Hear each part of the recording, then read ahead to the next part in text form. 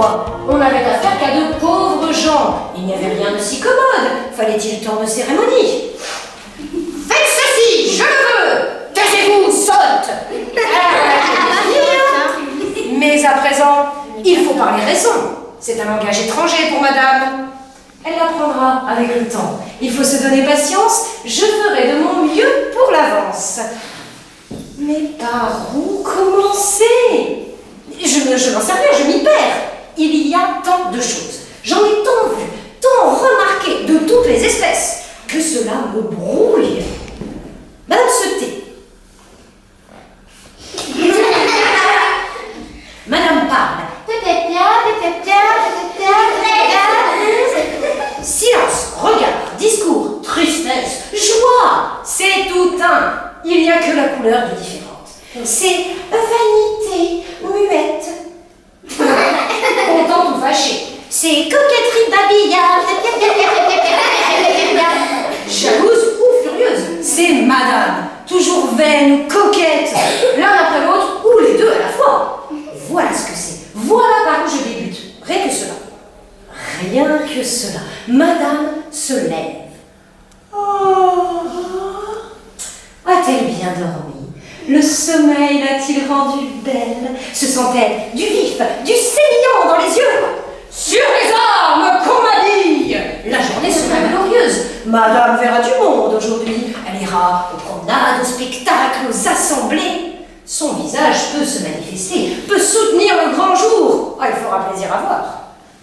Madame, au contraire, a-t-elle mal reposé? Oh! Oh! Oh! Qu'on m'apporte un miroir! Oh, comme me voilà faite, que je suis mal bâtie. Cependant, on se mire, on éprouve son visage de toutes les façons. Rien ne réussit. Des yeux battus, un teint fatigué. Ah bah voilà qui est fini, hein. Il faut envelopper ce visage-là. Nous n'aurons que du négligé aujourd'hui. Madame ne verra personne. Pas même le jour, si elle veut. Du moins fera-t-il sombre dans la chambre. Mais cependant... Oh, il vient compagnie, on entre. Mais que va-t-on penser du visage de madame? On croira qu'elle l'enlaidit. Oh! Donnera-t-elle ce plaisir-là à ses bonnes amies? Oh, certes non. Vous allez voir, il y a remède à tout. Comment vous portez-vous, madame? Oh, très mal, madame. J'ai perdu le sommeil. Il y a 8 jours que je n'ai fermé l'œil. Je n'ose pas me montrer. Oh, je fais peur. Et cela veut dire, oh messieurs, ne me regardez pas aujourd'hui. Figurez-vous que ce n'est pas moi, ne me jugez pas. Attendez que j'ai dormi. Je voyais tout cela, moi, j'entendais. Car nous autres, pauvres esclaves, nous sommes doués contre nos maîtres d'une pénétration. Oh, ce sont de pauvres gens, tiens, pour nous. Je ne sais où j'en suis. Eh ben, vous en êtes aux 2 tiers. Et j'achèverai, pourvu que cela ne vous ennuie pas. Tiens, vous rappelez-vous d'un soir où vous étiez avec ce cavalier, si bien fait? Vous vous entreteniez bas, mais moi j'ai l'oreille fine. Vous vouliez lui plaire, sans faire semblant de rien, bien sûr. Vous parliez d'une femme qu'il voyait souvent. Oh, cette femme-là est aimable, disiez-vous. Elle a les yeux petits, mais très doux. Et là-dessus, vous ouvriez les vôtres. Vous vous donniez des tons, des petits gestes de tête, des vivacités. Je riais. Ah, cependant, vous réussissez, hein? Le cavalier s'y prit. Il vous offrit son cœur.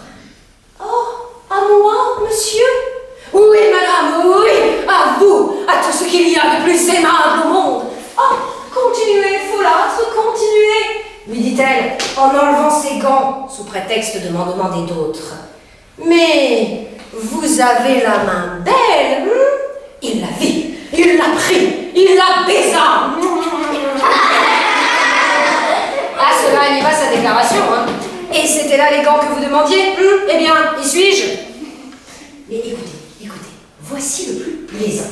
Un jour, qu'elle pouvait m'entendre, qu'elle croyait que je ne m'en doutais pas, eh bien, je parlais d'elle et je dis, ah, pour cela, vraiment, il faut l'avouer, madame est une des plus belles femmes du monde. Eh ben, que de bonté, que de gentillesse pendant 8 jours. Ce petit mot-là ne me valait-il pas.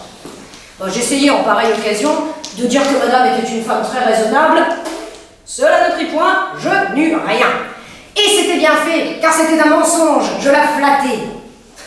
Et je ne parle pas des vapeurs. Oh, les vapeurs de mignardise, à laquelle madame est sujette à la moindre odeur.